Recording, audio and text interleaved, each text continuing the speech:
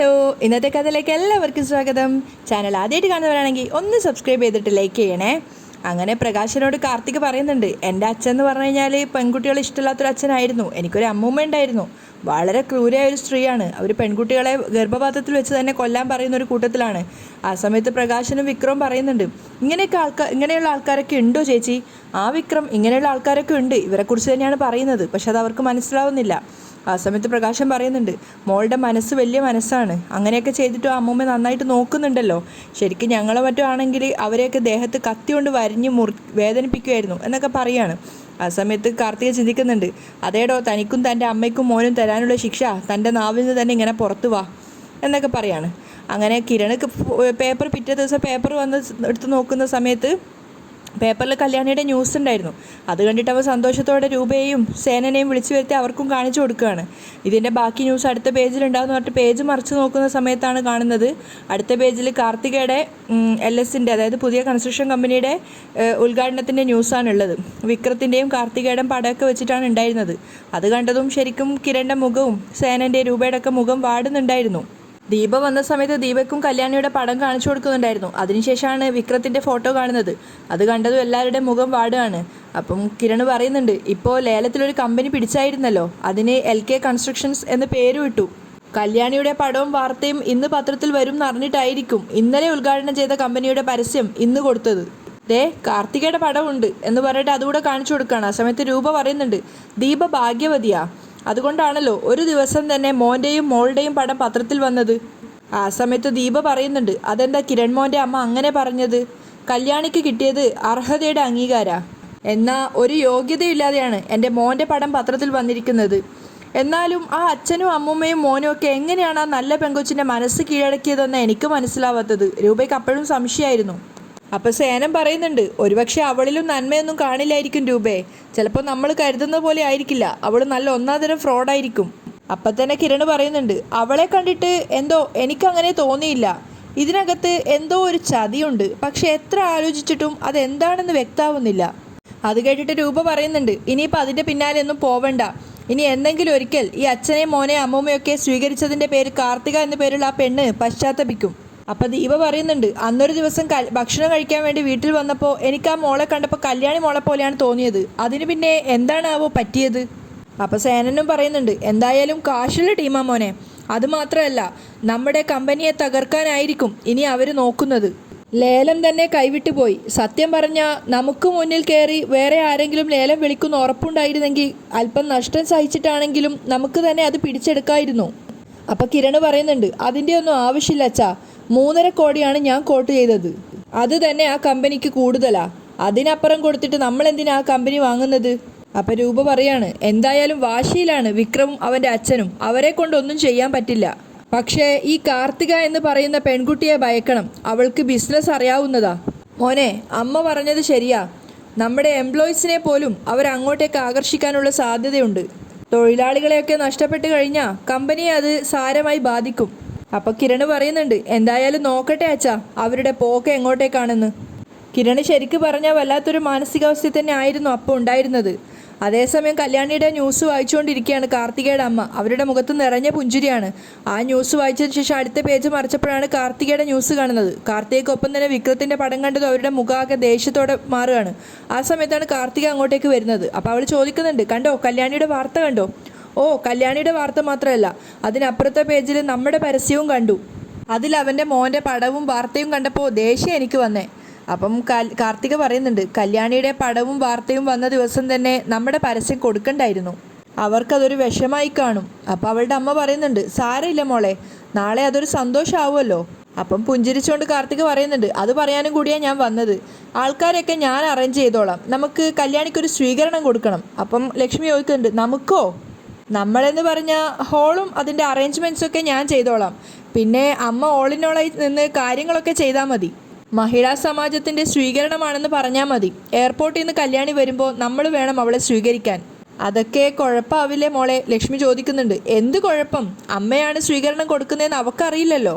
ഞാൻ എവിടെയെങ്കിലും മറഞ്ഞിരുന്ന് ആ ചടങ്ങ് കണ്ടോളാം. സത്യം പറയാലോ, വീട്ടിലിരുന്ന് TV കണ്ടുകൊണ്ടിരിക്കുമ്പോൾ എനിക്ക് ചുറ്റിലിരുന്നവരുടെയൊക്കെ പ്രാർത്ഥന അവൾക്ക് സമ്മാനം കിട്ടരുതേന്നായിരുന്നു. എന്നാൽ അതിന് വിരുദ്ധമായി കാര്യങ്ങൾ നടന്നപ്പോൾ പരിസരം പോലും ഞാൻ മറന്നുപോയി. ആ നിമിഷം തന്നെ ഞാൻ മനസ്സിൽ കുറിച്ചിട്ടതാ ഒരു സ്വീകരണം അവൾക്ക് കൊടുക്കണമെന്ന്. അപ്പം ലക്ഷ്മി ചോദിക്കുന്നുണ്ട്, എന്ത് സമ്മാനം അവൾക്ക് കൊടുക്കേണ്ടേ?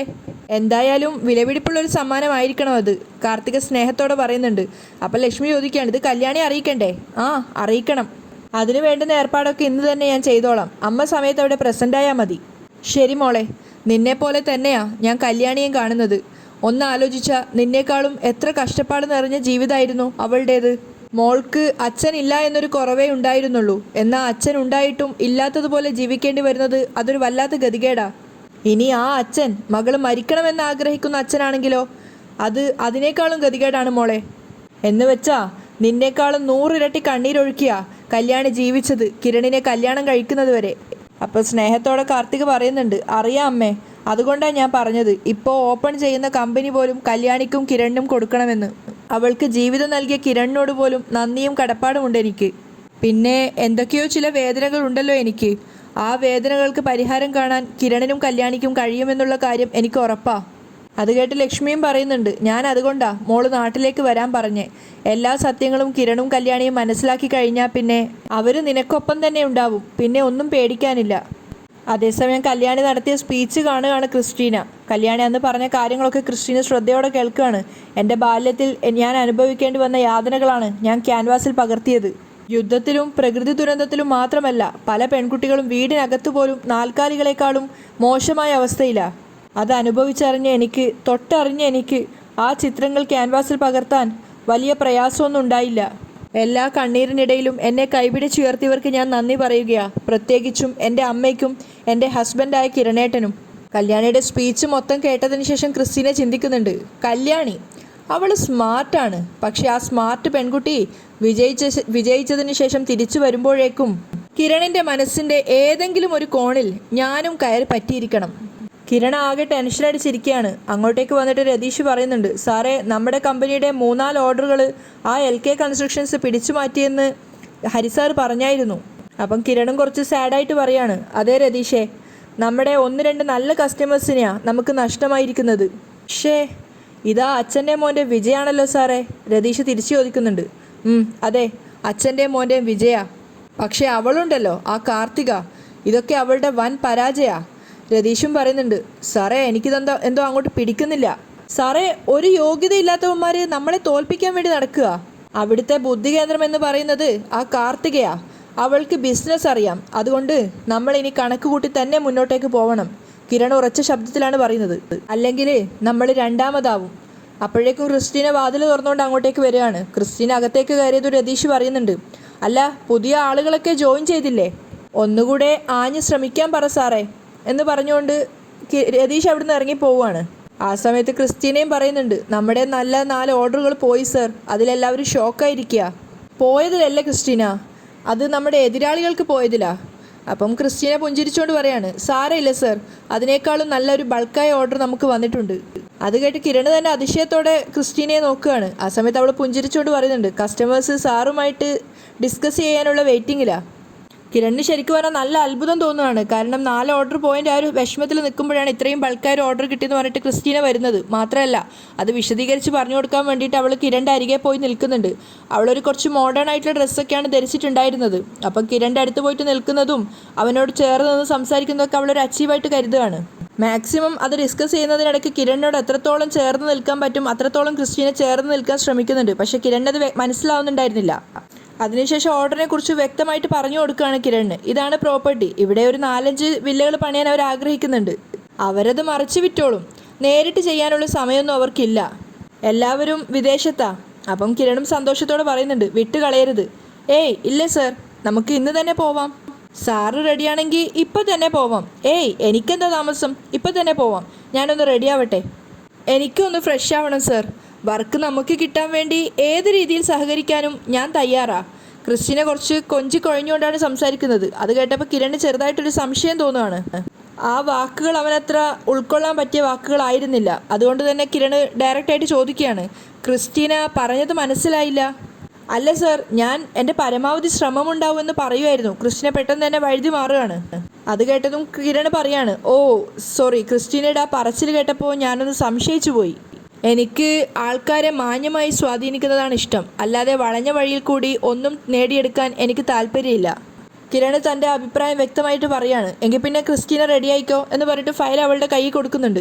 തിരിഞ്ഞു നടക്കുമ്പോൾ ക്രിസ്റ്റീന ചിന്തിക്കുന്നുണ്ട്, ഒരു മാന്യൻ, ഈ മാന്യനെ ഞാൻ കൃത്യമായി ടാർഗറ്റ് ചെയ്ത് എൻ്റെ വഴിക്ക് കൊണ്ടുവന്നോളാം. നേരെ രണ്ടുപേരും കോൺഫറൻസ് ഹാളിലേക്കാണ് പോകുന്നത്. അവിടെ അവരുടെ കസ്റ്റമേഴ്സ് ആയിട്ടുള്ള ബയേഴ്സ് വന്ന് നിൽപ്പുണ്ടായിരുന്നു. അങ്ങനെ പരസ്പരം പരിചയപ്പെടുത്തതിന് ശേഷം അവർ ബിൽഡിങ്ങിൻ്റെ കാര്യങ്ങളെക്കുറിച്ചൊക്കെ സംസാരിക്കുകയാണ്. ആ സമയത്ത് പുറത്ത്, അതായത് വിദേശത്ത് ജോലി ചെയ്യുന്നവർക്ക് വേണ്ടിയാണെന്നും അവർക്കൊന്നും ഇത് വന്ന് നോക്കാൻ സമയമില്ല, അതുകൊണ്ട് ഞങ്ങൾ തന്നെയാണ് ഇതൊക്കെ നോക്കി നടത്തുന്നതൊക്കെ വന്നവർ പറയുന്നുണ്ട്. വളരെ സീരിയസ് ആയിട്ട് നടത്താൻ വേണ്ടി പോകുന്ന കൺസ്ട്രക്ഷനെ കുറിച്ച് സംസാരിക്കുകയാണ് കിരണും അവിടെ വന്നിരിക്കുന്ന രണ്ട് ബയേഴ്സും. ആ സമയത്ത് കല്യാണി കിരണിനെ വിളിച്ച് നോക്കാൻ വേണ്ടി ഫോൺ എടുക്കുന്നുണ്ട്. അവൾ കിരണിൻ്റെ നമ്പറിലേക്ക് വിളിക്കുന്ന സമയത്ത് ക്രിസ്റ്റീനയാണ് ആ കോള് കാണുന്നത്. കാരണം കിരണിൻ്റെ ഫോൺ സൈലൻ്റ് ആയിരുന്നു, വൈബ്രേഷൻ മാത്രമേ ഉണ്ടായിരുന്നുള്ളൂ. അതുകൊണ്ട് തന്നെ ക്രിസ്റ്റീന പെട്ടെന്ന് ആ കോള് കട്ട് ചെയ്യാണ്. പക്ഷേ കിരൺ കോള് കട്ട് ചെയ്തതാണെന്ന് വിചാരിച്ചിട്ട് കല്യാണിക്ക് കുറച്ചൊരു ടെൻഷൻ ആവുന്നുണ്ട്, ഒരു വിഷമം തോന്നുകയാണ്. കാരണം എത്ര തിരക്കാണെങ്കിലും കിരണായിട്ട് എൻ്റെ കോള് കട്ട് ചെയ്യാറില്ലല്ലോ എന്ന് അവൾ ചിന്തിക്കുന്നുണ്ട്. ഇതൊന്നും അറിയാതെ കിരൺ കോൺഫറൻസിലാണുള്ളത്. ആ സമയത്ത് കല്യാണി ചിന്തിക്കുന്നുണ്ട്, ഒരു കോൺഫറൻസ് ഉണ്ടെന്ന് പറഞ്ഞായിരുന്നല്ലോ, അതെന്തായെന്ന് അറിയാൻ വേണ്ടിയായിരുന്നു വിളിച്ചത്. എന്തു പറ്റിയോ എന്തോ. കല്യാണി ഇങ്ങനെ ടെൻഷനായിട്ട് നെർവസായി ചിന്തിക്കുകയാണ്. അതേസമയം കല്യാണിയെ സ്വീകരിക്കാനുള്ള ഹോള് റെഡിയാക്കുന്ന തിരക്കിലാണ് കാർത്തികയും അവളുടെ അമ്മയും വക്കീലൊക്കെ ഉള്ളത്. ഹോള് കാണിച്ചു കൊടുത്തിട്ട് വക്കീൽ പറയുന്നുണ്ട്, ഇതാണ് കല്യാണിയെ സ്വീകരിക്കാനുള്ള ഹോള്. വലിയ പരിപാടിയൊന്നും അല്ലല്ലോ, ഈ ഒരു ഹോള് മതി, കാർത്തിക പറയാണ്. അപ്പോൾ അവളുടെ അമ്മയും ചോദിക്കുന്നുണ്ട്, മഹിളാ സമാജത്തിന് പരിപാടിക്കുള്ള കുട്ടികളെയൊക്കെ തയ്യാറാക്കണ്ടേ? ഉണ്ട്, താലപ്പൊലി കൂടി വേണം കല്യാണിയെ സ്വീകരിക്കാൻ, അതിനു വേണ്ട കുട്ടികളൊക്കെ ഉണ്ട്. പിന്നെ അത്യാവശ്യം മറ്റുള്ളവരൊക്കെ കാണും. അമ്മ തന്നെയാ അവൾക്ക് വേണ്ട സമ്മാനം കൊടുക്കേണ്ടത്. അപ്പം ലക്ഷ്മിയും പറയുന്നുണ്ട്, അതൊക്കെ ഞാൻ വേണ്ട പോലെ ചെയ്തോളാം. അപ്പോൾ കാർത്തിക പറയുന്നുണ്ട്, നമ്മൾ ചെയ്യുന്നതൊരു നല്ല കാര്യമാണ്, എങ്കിലും എനിക്കൊരു കുറ്റബോധമുണ്ട്. നമ്മൾ പ്രകാശനെയും വിക്രത്തെയൊക്കെ സഹായിക്കുന്നതിലും അവരോട് അടുത്തിടപഴകുന്നതിലും അവൾക്കും അവളുടെ കുടുംബത്തിനും സങ്കടമുണ്ട്, ദേഷ്യമുണ്ട്. പിന്നീട് അത് വലിയ സന്തോഷമായി മാറുമെങ്കിലും അവൾ വലിയൊരു വിജയം നേടി വരുമ്പോൾ അവൾക്ക് അർഹതപ്പെട്ട ഒരു വിജയം നമ്മൾ കൊടുക്കേണ്ടേ? അപ്പോൾ വക്കീലും പറയുന്നുണ്ട്, ഉറപ്പായിട്ടും വേണം. എനിക്കാണെങ്കിൽ ഇങ്ങോട്ടേക്ക് വരാൻ പറ്റത്തില്ലല്ലോ. ഒരു കാരണവശാലും പറ്റില്ല, കാർത്തിക പറയാണ്. അമ്മയുമായിട്ട് ബന്ധമുള്ള ആരും ഈ പരിസരത്ത് പോലും കാണരുത്. ഈ നാടകത്തിനൊരു ക്ലൈമാക്സ് ഉണ്ട്, അതുവരെ മൂടി വെക്കേണ്ടതൊക്കെ മൂടി വെച്ചേ പറ്റൂ, കാർത്തിക പറയാണ്. അതേസമയം കിരൺ കോൾ അറ്റൻഡ് ചെയ്യാത്ത ആ ഒരു വിഷമത്തിലാണ് കല്യാണി ഉള്ളത്. അവിടെയാണ് ഇന്നത്തെ എപ്പിസോഡ് വൈൻഡപ്പ് ചെയ്യുന്നത്.